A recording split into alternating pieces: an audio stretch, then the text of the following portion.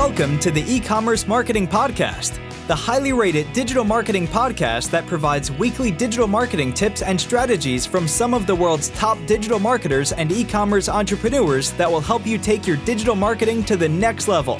Sit back and enjoy this power-packed episode hosted by Arlen Robinson, who is an e-commerce entrepreneur and digital marketing expert with over 20 years of experience.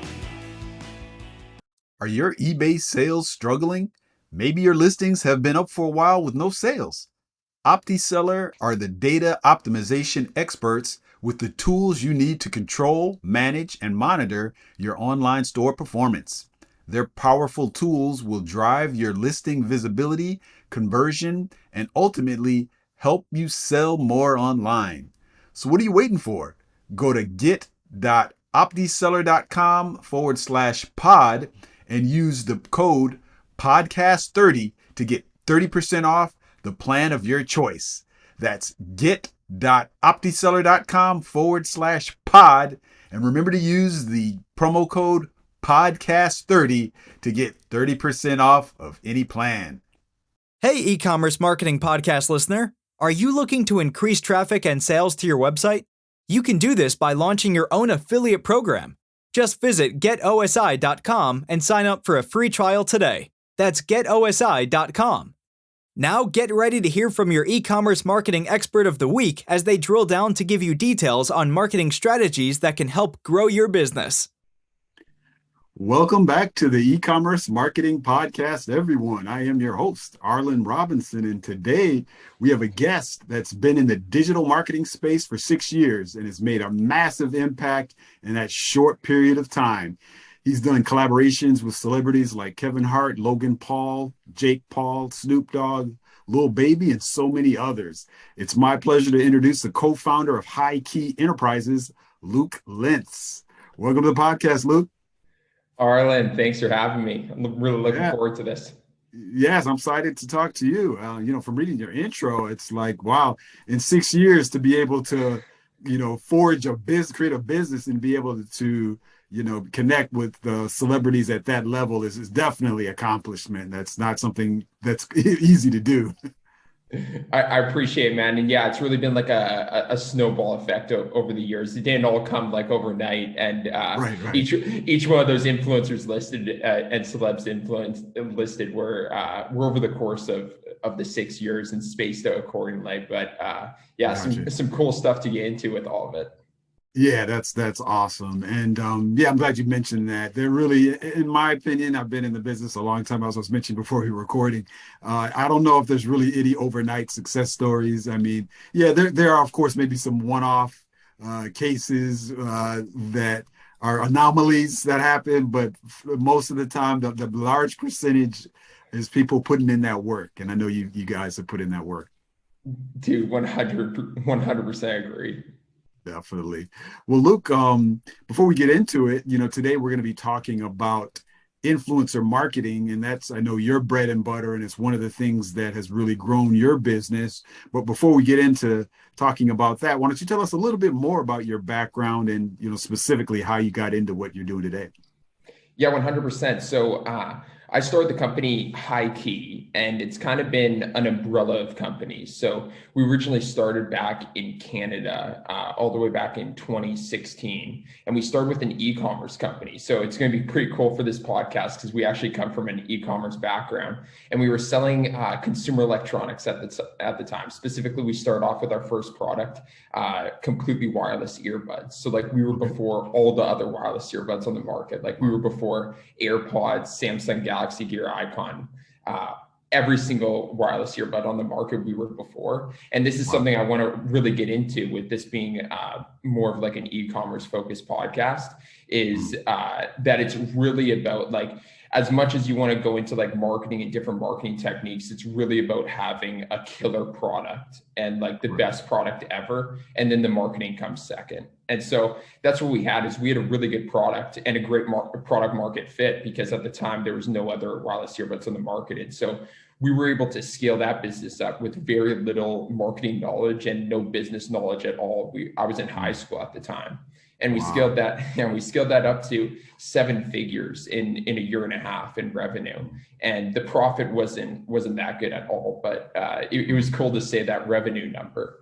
And Right. after about 3 years in the business, we made some like pretty epic failures with that company in terms of like over purchasing on inventory, not testing the product first before releasing a new product, some marketing failures, a bunch of things. And it led us to starting up an agency because we really like honed in on what we were best at with growing that business. And what we realized is we were best at like growing a brand and establishing a brand. And there were a lot of other people in our network, like companies and personal brands coming to us and wanting our marketing services and branding services. And so we started up an agency from that called HighKey Agency. And that is like snowballed into all the stuff that we're doing today.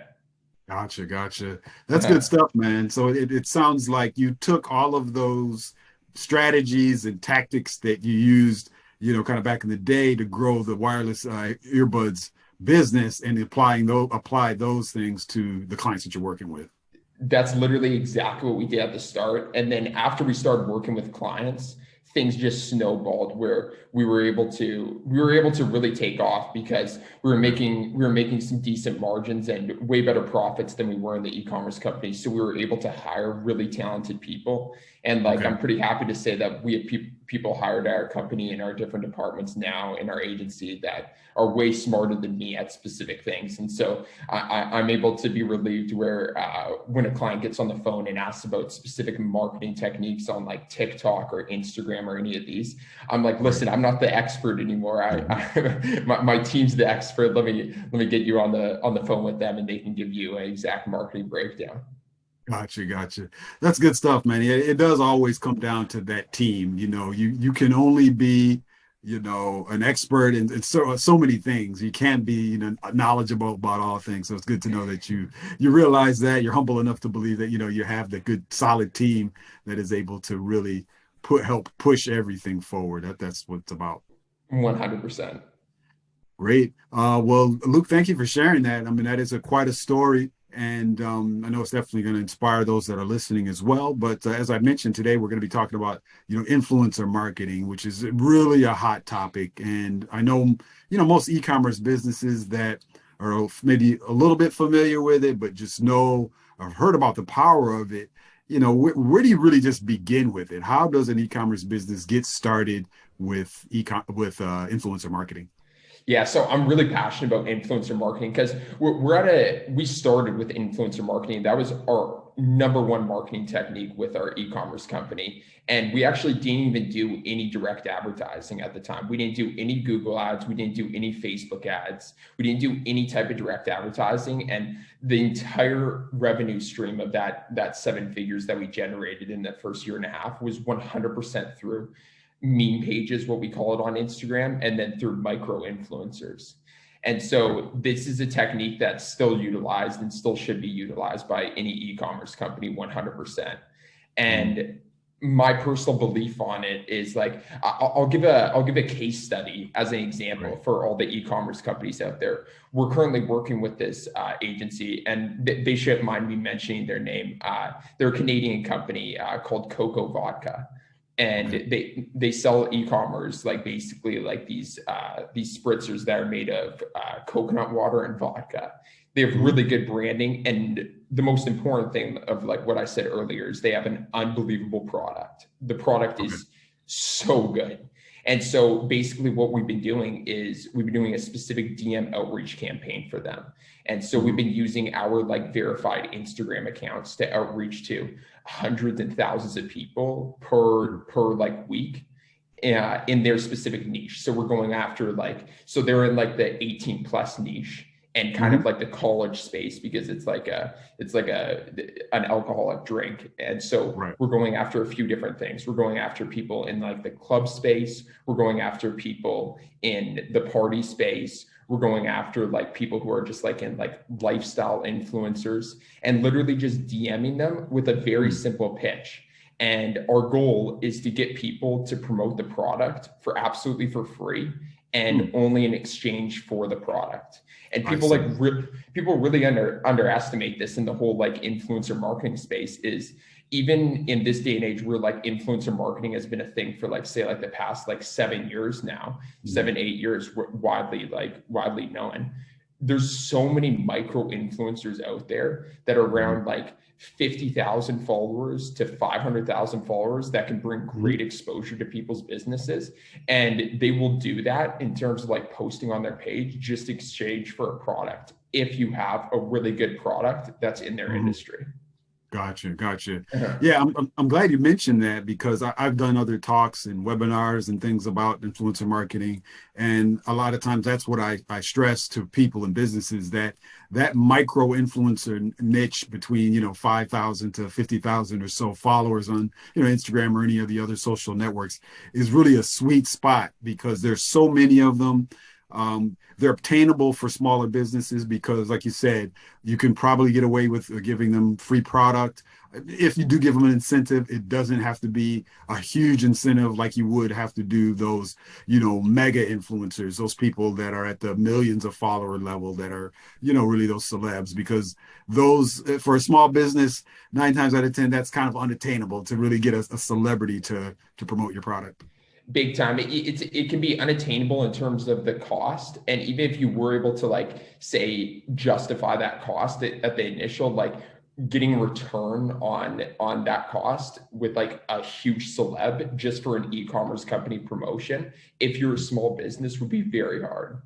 Yeah, very true. Yeah, just the return on that ad spend is just, you would have to sell a lot of product. A lot of businesses, not even if they were able to sell that, then when you're looking at a small business, if you're talking about a physical product, you're talking about, you got to have the inventory first to be able to fulfill all of that, and then of course there's a cost up front for that. So it's it's kind of a catch-22 sort of in a way. 100%. Yeah, I agree. So, with influencer marketing, with so many that are out there, you mentioned, of course, focusing on the micro influencer category, which is 5,000 to about 50,000 followers. So let's just say on Instagram. That's a lot. That's a lot of influencers in that category. You can kind of go on Instagram right now and start doing searches. You're gonna come across, I would bet, hundreds of thousands, if not millions of people that are maybe in that particular category. So it could be a little bit overwhelming when you're trying to approach people, even if you're trying to, like you said, in the example of the vodka company, you focused on those influencers that are in the party space, that are college students, that type of thing. You're focusing on that, but that still leaves a lot. What are some other ways that a business can narrow down and help try to find that right influencer? Because I have heard horror stories as well, where businesses have gotten burned by influencers that don't necessarily have the reach that they say. For sure. Well, first of all, the component of like getting burned, you can't really get burned if you're just giving up your product in the hopes of exchange. So you only really get burned is if you're paying heavy for promotion. And that's where, like, in terms of valuing an influencer and like paying an influencer appropriately for like their viewership and their potential reach, that's a huge conversation. There's like tons of metrics based off of the industry and then like what their engagement rates and follower rates are. But in terms of like looking for influencers in specific industries, I'll just give some examples. So for example, in a tech e-commerce company, like if somebody's running anything in like the gaming space or tech space, I would immediately go after Twitch and YouTube influencers. You're going to have to go smaller, and you're going to have to hit people in like the tech like review space or like anything like around that of like 5,000 to like maybe 25,000 subscribers, around like that mark.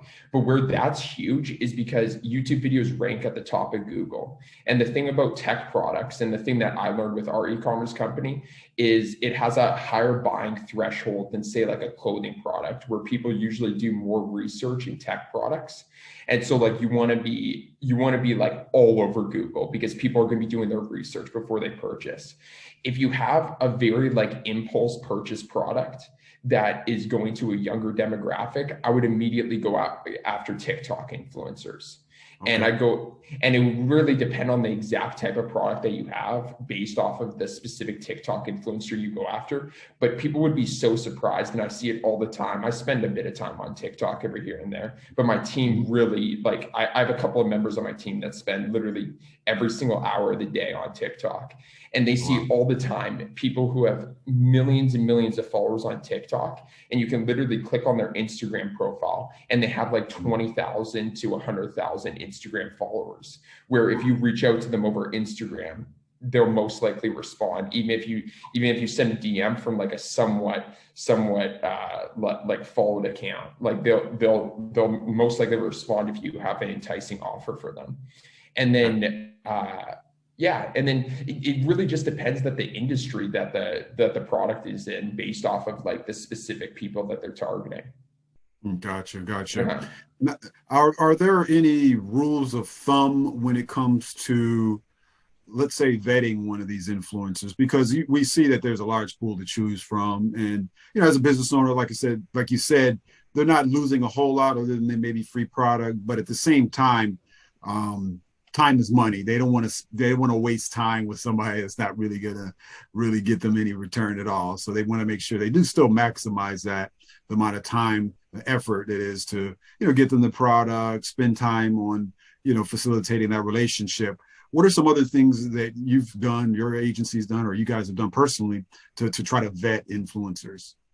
For sure. It's really all about, in terms of vetting an influencer based off of like how much reach it has, it really has nothing to do with the follower number, and really all has to do with engagement numbers.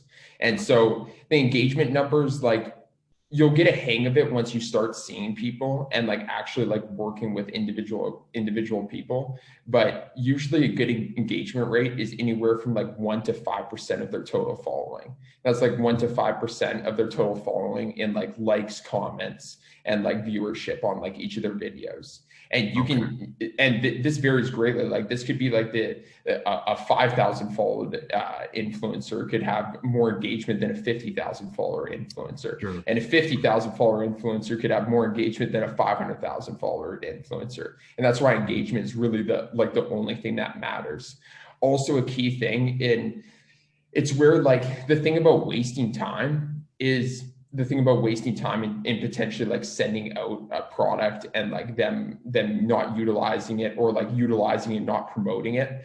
Mm-hmm. It's kind of like the cost of doing business with influencer marketing.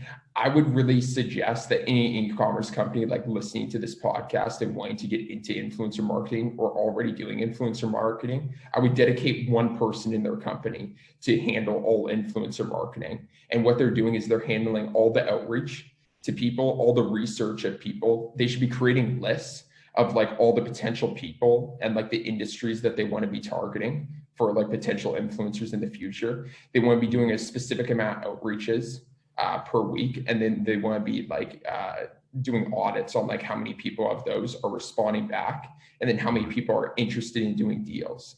And then the hard part, the most time consuming of like influencer outreach and like securing influencer campaigns with micro influencers is the follow-up. So like after you ship out the product, it's the follow-up of them receiving the product and then nurturing them, seeing like how they like the product, gain the response, customer satisfaction. And then if they're happy with it, then being like, oh, you're happy with it, let's continue to work on it.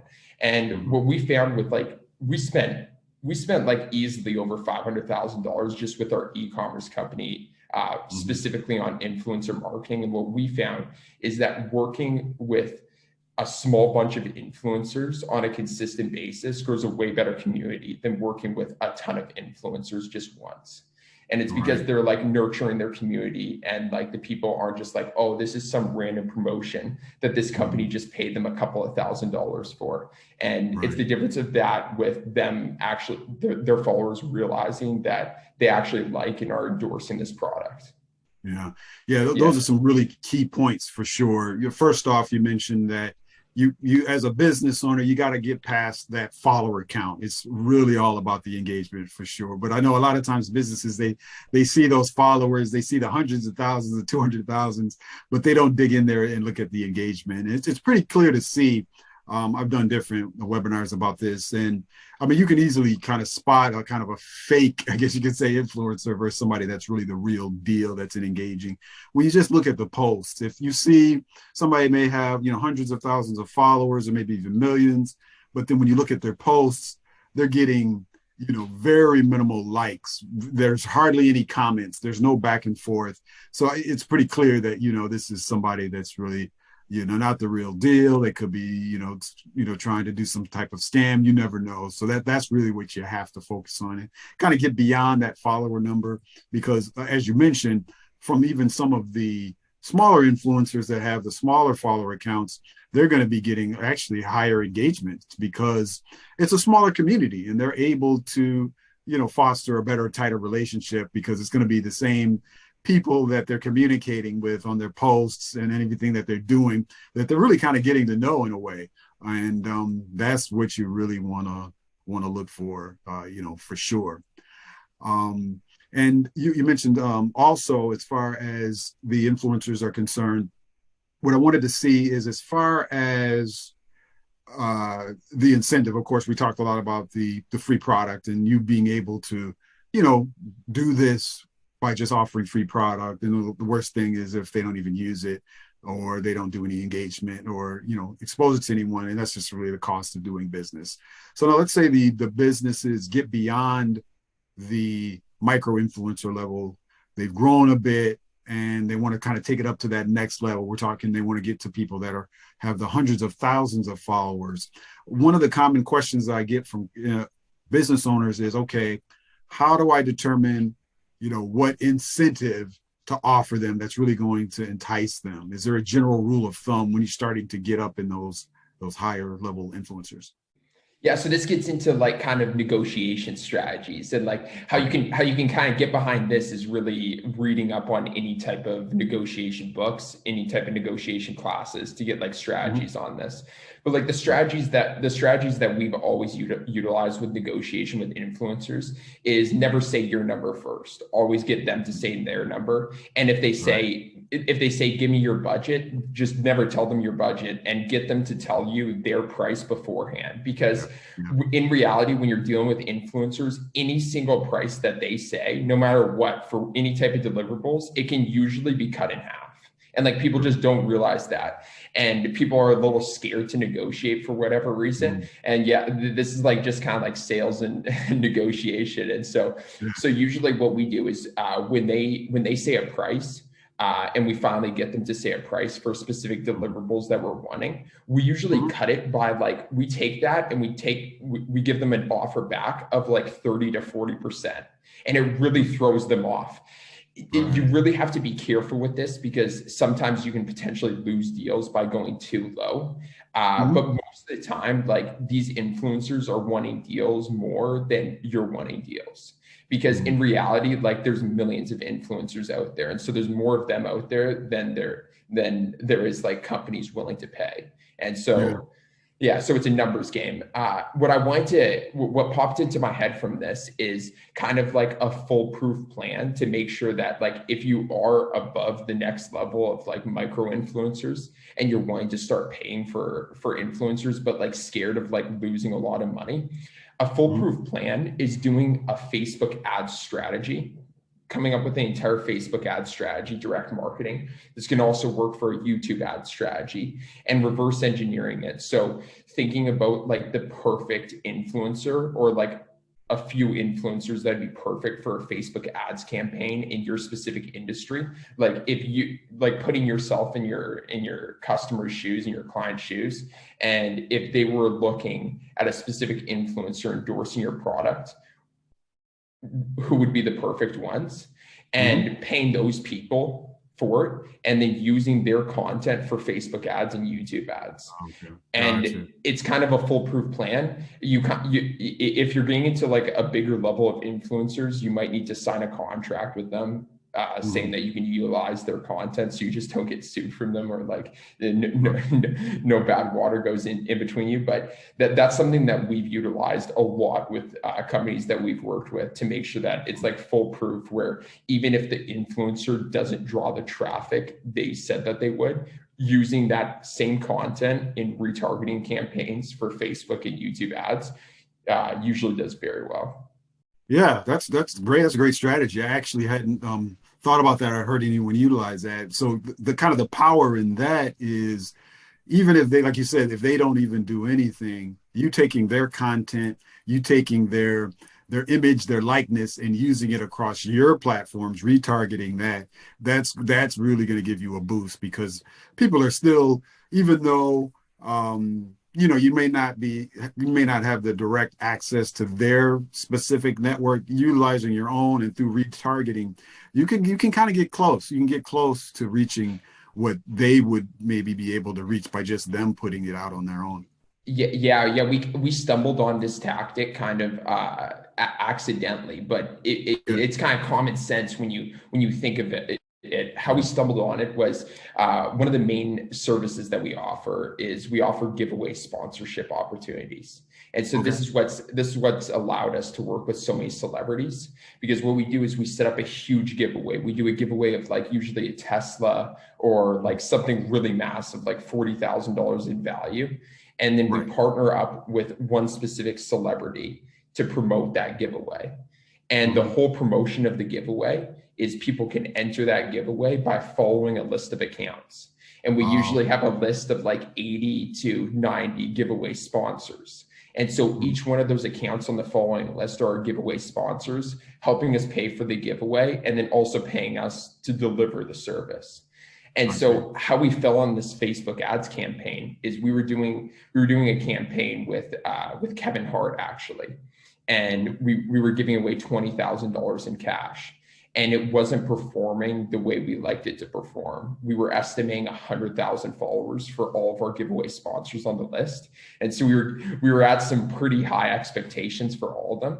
And after about a day, we were like, we need to switch this up. And so we took Kevin Hart's video that he made and we put it on a Facebook ads campaign and retargeted all of Kevin Hart's following on Instagram, specifically on Instagram ads. And it literally drove over 110,000 followers for all of our giveaway sponsors single-handedly. And so it was massive. And then we started utilizing that for e-commerce companies that we work with. Gotcha. Yeah, that's a great strategy. And I see that. I can see how that can work in just about, almost any case there. It's just, getting that sponsor. Just, I think the gold with that is that you're using their content, their likeness, their video, and then you're kind of running with it, so to speak. So regardless of what they do or what their direct followers do, you have that content and their image and likeness, which is where the power is, their celebrity, and you're going with it. But like you said, you do have to get their sign a contract and get their permission to be able to use that first. I think that's the key thing. Exactly. Definitely.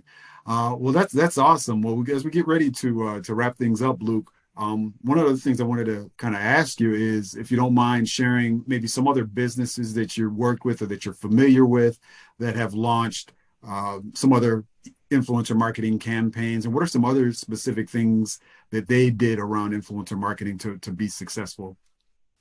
Yeah, so some other campaigns that we've worked with some really big companies, like big influencer companies. Like we worked with like people like Bang Energy. What they do specifically is that they do like, do you know Bang Energy? Have you heard of them? It's like an energy drink, I believe.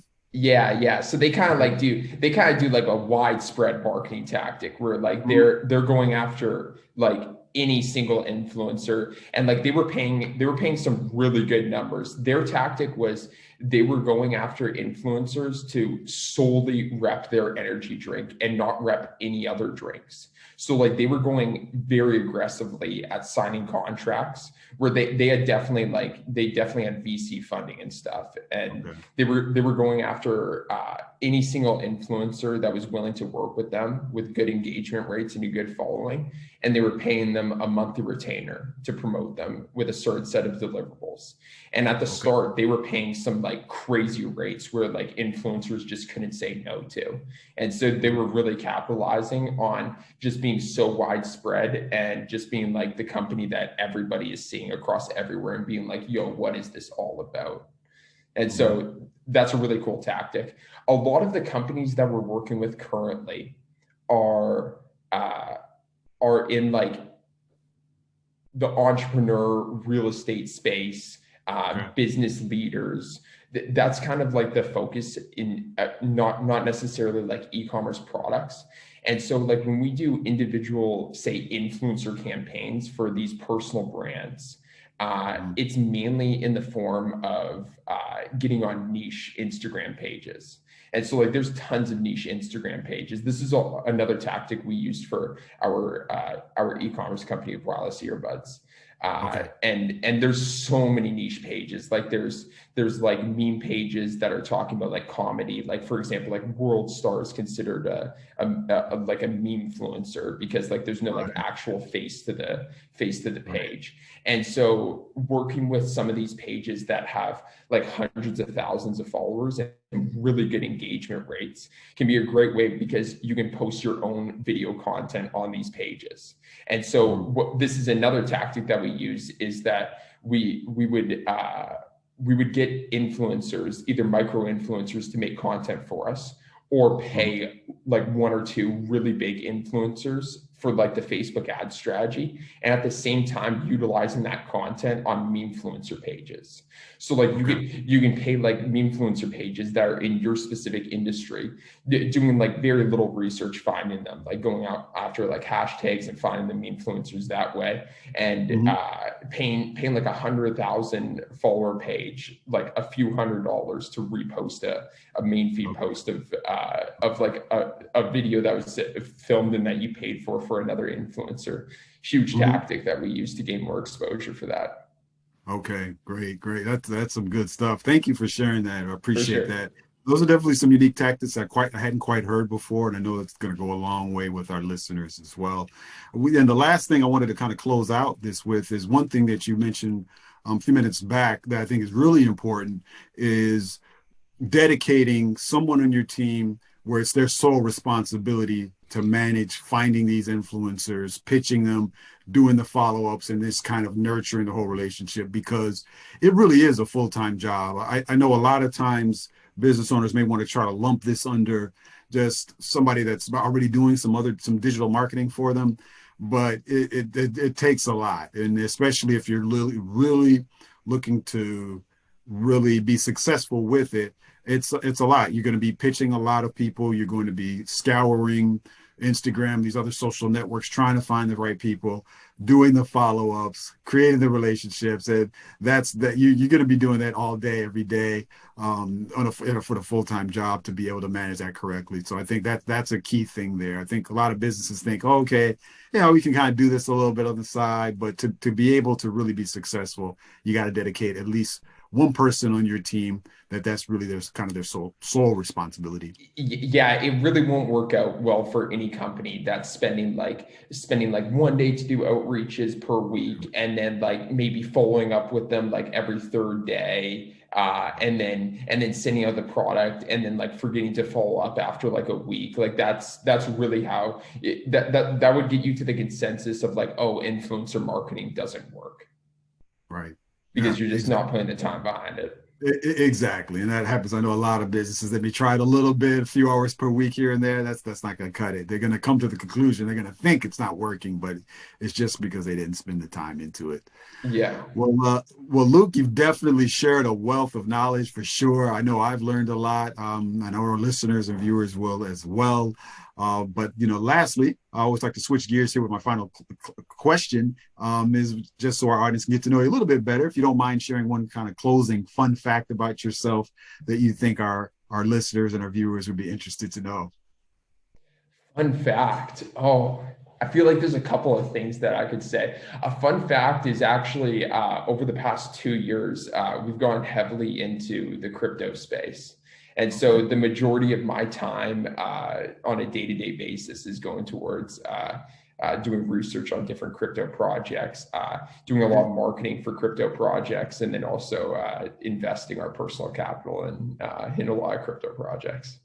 Okay, that's awesome. That's awesome. So I think you've been kind of successful in the investment standpoint of the crypto, because it's really, I've talked to a lot of people where they've really been doing well with it. Yeah. Over the past couple of years, it's been, I'm glad I've gone into it. Okay, that's good to know. Definitely good to know. Well, thank you for sharing that, Luke. We really appreciate that. Lastly, and thank you for coming on to the show. And lastly, before we let you go, if you don't mind letting our listeners know what's the best way for them to reach you if they'd like to reach out to you and pick your brain any more about influencer marketing. Yeah. Reaching out to me is as simple as looking up at Luke Lintz on really any social media platform. I'm on practically everything. I mainly spend most of my time in the Web 2.0 world on Instagram at Luke Lintz, Luke, last name Lintz. Gotcha. Great. Well, thank you for sharing that. I definitely encourage our listeners to check you out and check out all that you guys are doing with your company. And you wish you well with everything. And thank you for joining us today on the E-Commerce Marketing Podcast. Thank you so much, Arlen. Thank you for listening to the E-Commerce Marketing Podcast. If you've enjoyed this episode, be sure to rate, review, subscribe, and share it with everyone you know.